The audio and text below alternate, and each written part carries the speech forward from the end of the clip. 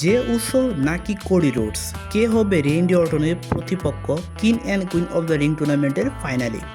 তো night of চ্যাম্পিয়নশিপে আমরা দেখতে চলেছি king and queen of the ring টুর্নামেন্টের দুটি ফাইনাল, একটি হলো মেন্স এবং অপরটি হলো ওমেন্সদের মধ্যে।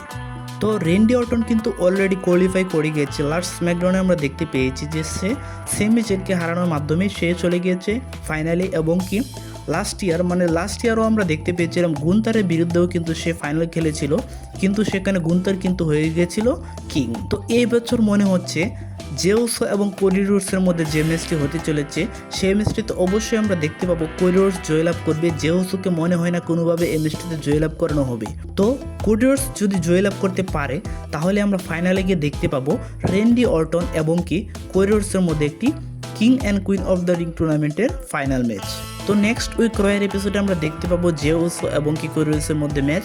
তো এই ম্যাচটিতে যদি কোডি রোডস জয়লাভ করতে পারে এবং কি সে কিন্তু আমার মনে হচ্ছে যে রেন্ডি অর্টনকে হারিয়ে সে হয়ে যেতে পারে এই বছরের কিং, এবং কি সে সামার স্ল্যামে চ্যালেঞ্জ জানাতে পারে জন সিনাকে। তো জন সিনা ভার্সেস কোডি রোডসের মধ্যে আমরা আবারও হয়তো একটি ম্যাচ দেখতে চলেছি সামার স্ল্যামে।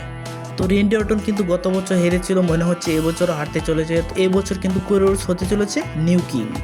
এছাড়া আমরা ওমেন্সদের মধ্যে পেয়ে গেছি আসুকাকে। তো আসুকাও কিন্তু লাস্ট স্ম্যাকডাউন এপিসোডে আমরা দেখতে পেয়ে king and queen of the ring টুর্নামেন্টের ফাইনালে। তো আসুকার বিপরীতে কে চলে যাবে, জেড কার্গিল নাকি রক্সিনি পেরেস?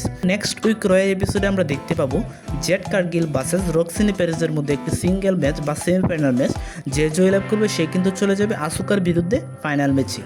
তো আমার মনে হচ্ছে সেই ম্যাচটিতে আমরা জেড কার্গিলকে জয়লাভ হতে দেখতে পাবো, এবং কি নাইট অফ চ্যাম্পিয়নশিপে ওমেন্সদের মধ্যে ফাইনাল ম্যাচে দেখতে চলেছি আমরা জেড কার্গিল ভার্সেস আসুকার মধ্যে একটি ফাইনাল ম্যাচ।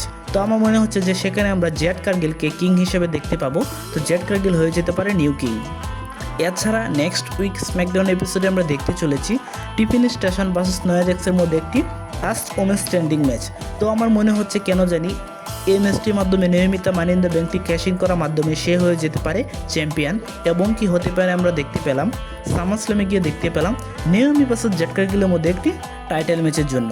তো এই স্টোরিটি যদি হয় তাহলে কিন্তু একটি ভালো স্টোরি হতে চলেছে, কেননা আমরা অলরেডি দেখতে পেয়েছি কিছু মাস যাবৎ জেড কার্গিল এবং কি নেওমির মাধ্যমে একটি স্টোরি। তো আমরা দেখতে পেয়েছিলাম নেওমি এবং কি নয়া জ্যাক্সের মধ্যে একটি ম্যাচ হয়েছিল, এবং কি সেই ম্যাচটিতে টিফিন স্টেশন ক্যাশিং করার মাধ্যমে জয়লাভ করেছিল। তো এখন যদি তার বিপরীতে হয়ে যায় নয়া জ্যাক্স এবং কি টিফিন স্টেশন আমাদের ম্যাচটি চলাকালীন সময় যদি আমরা দেখতে পারি নিয়মিত তার মানি ইন দ্য ব্যাংকটি ক্যাশিং করতে সক্ষম হয়, তাহলে সেই স্টোরিটিও কিন্তু একটি ভালো স্টোরি হতে চলেছে। তো কে হবে এই বছরের king and queen of the রিংয়ের মেন্স এবং ওমেন্সদের মধ্যে কে হবে কিং এবং কে হবে কুইন, অবশ্যই কমেন্টে জানিয়ে যেতে বলবেন না।